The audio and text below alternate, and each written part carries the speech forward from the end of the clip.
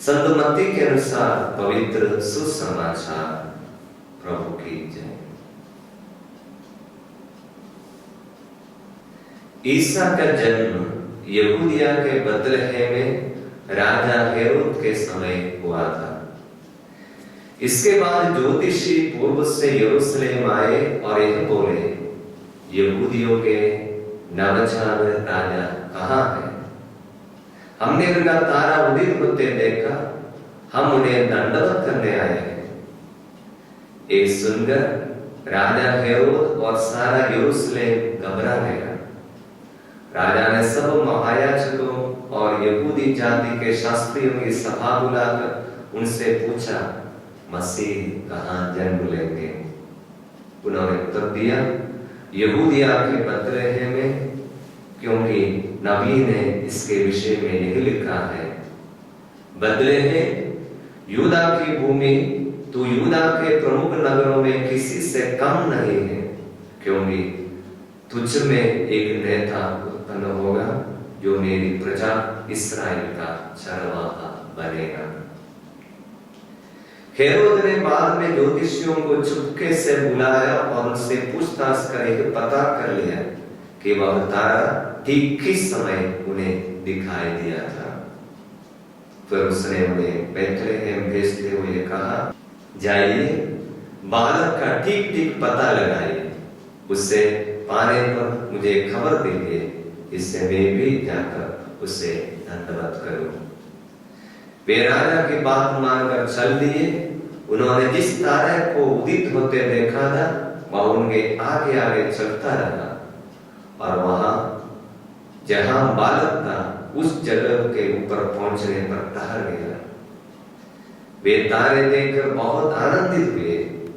घर में प्रवेश कर उन्होंने बालक को उनकी माता मरियम के साथ देखा और उसे साष्टांग प्रणाम किया। फिर अपना अपना संदूक खोलकर उन्होंने उसे सोना, चांदी और लोबान और गंधरस की भेंट चढ़ाए। उन्हें स्वप्न में चेतावनी मिली कि वे हेरोद के पास नहीं लौटे, इसलिए वे दूसरे रास्ते से अपने देश चले गए। क्रिस्त में प्रिय माता पिताएं, भाइयों और बहनों और प्यारे बच्चों, आज कलीसिया प्रभु प्रकाश पर्व मना रही है। ये पर्व यीशु किस प्रकार मनुष्यों के सामने प्रकट होते हैं उसके बारे में है। ज्योतिषी लोग जो ईश्वर की खोज में था, एक तारा को उदित होते देखकर उनका अनुगमन करके यरूशलेम पहुंचता है और वे पूछताछ करके आखिर में उस चरणी तक पहुंच जाता है जो यीशु अपने माता मरियम के साथ में था। इस पर्व में कलीसिया को मनन करने के लिए बताता है किस प्रकार जैसे यीशु मनुष्यों के सामने प्रकट हुआ है और उसी प्रकार हम लोगों को भी दूसरे लोगों के सामने यीशु को प्रकट करना है। कलीसिया बताता है हर एक मसीही बपतिस्मा द्वारा बुलाए गए हैं प्रभु यीशु की साक्षी बनने के लिए है। विशेषकर दृढ़ीकरण संस्कार हम ग्रहण करते समय में कलीसिया भी इस प्रकार सिखाती है कि हम एक व्यक्ति दृढ़ीकरण संस्कार द्वारा प्रभु यीशु के सेना में प्रवेश करता है और उनका कर्तव्य बनता है कलीसिया की संरक्षण करने का है। जैसे ज्योतिषी लोग यीशु को ढूंढते ढूंढते आया, उसी प्रकार बाइबल भी हमको बताता है किस प्रकार मनुष्य को ईश्वर की खोज करना है। स्तोत्र ग्रंथ अध्याय 14 वचन 1 में वचन इस प्रकार लिखता है, मूर्ख अपने मन में कहता है ईश्वर ही नहीं। उसके बाद स्तोत्र ग्रंथ अध्याय 14 वचन 2 में इस प्रकार वचन लिखता है, ईश्वर ऊपर से देखता है, कौन बुद्धिमान है जो ईश्वर की खोज में लगा रहता है। बाइबल हमको बता कर देता है कौन मूर्ख है, कौन बुद्धिमान है। समाज हमको बोलेगा कौन बुद्धिमान है, जो अच्छा पढ़ा लिखा है, जिसको स्कूल में अच्छा नंबर मिलता है और जो स्कूल में एकदम टॉपर है वो बुद्धिमान बोलता है। लेकिन जो अच्छी तरह से पढ़ाई नहीं कर पाता है, स्कूल में एकदम पीछे है, कभी टीचर लोग भी उनको बोलते हैं तुम मूर्ख है, ढोंगी है, ऐसे सब बताता है। लेकिन मनुष्य जो बोलता है उस पर हमको विश्वास नहीं करना चाहिए। बाइबल हमको बता कर देता है, स्तोत्र 118 वचन 7 और 8 में हमको बताता है मनुष्यों पर भरोसा रखने की अपेक्षा ईश्वर की शरण जाना अच्छा है। इसलिए स्वर्ग से ईश्वर बोल रहा है कौन मूर्ख है, कौन बुद्धिमान है। मूर्ख वही है जो अपने मन में कहता है ईश्वर ही नहीं। अच्छा है, ईश्वर है ही नहीं तो क्या है, उसको अपने मर्जी से कुछ भी कर सकता है, जहां चाहिए वहां बढ़ जा सकता है।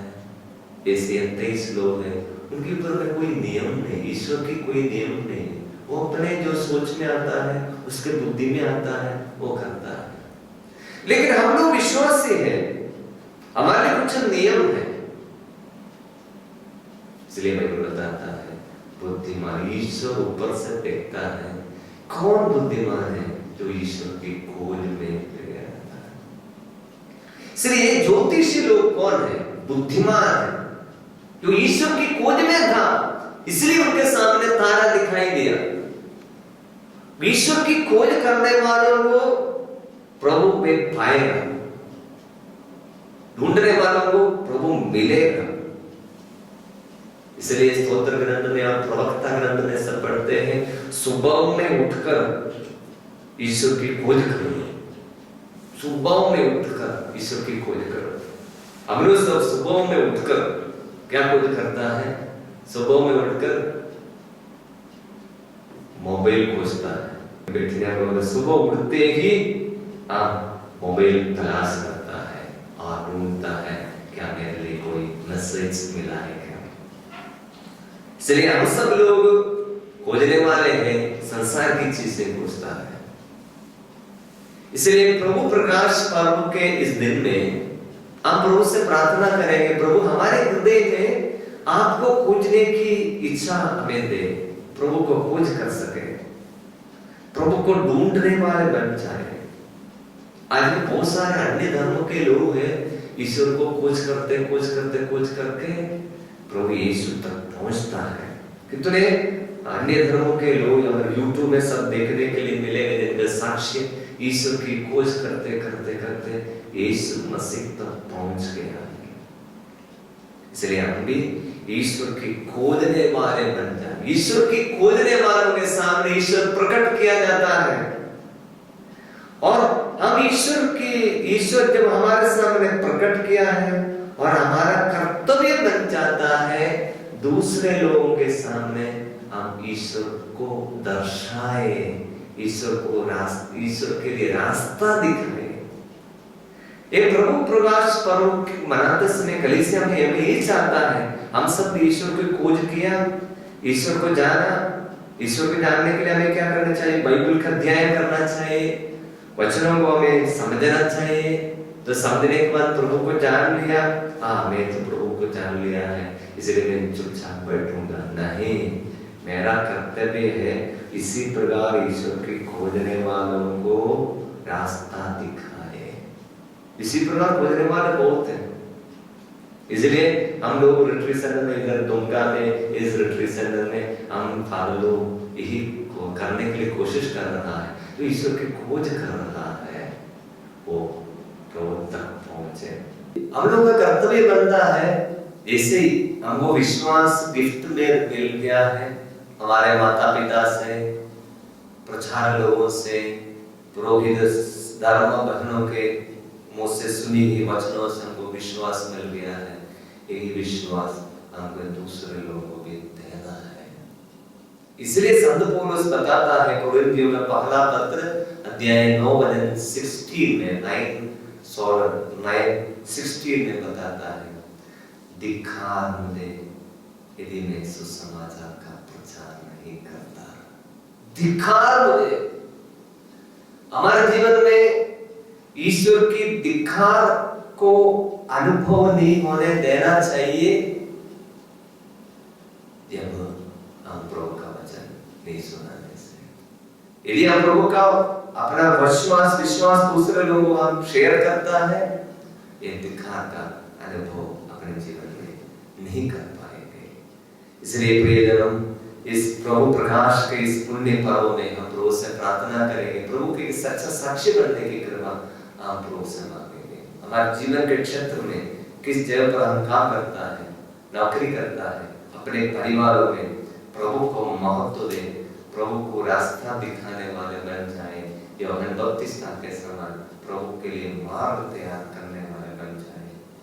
यीशु अपने ज्योतिषी लोग जो ईश्वर की खोज करने वाले थे यीशु के पाए, हम भी दिन प्रतिदिन यीशु को अपने जीवन में खोजे, प्रभु की आशीष हमारे जीवन में खोजे और अनुभव करके हमारे साथियों के साथ ये विश्वास को हम शेयर करें।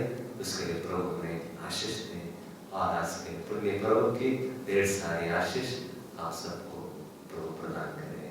आमीन। God bless you all.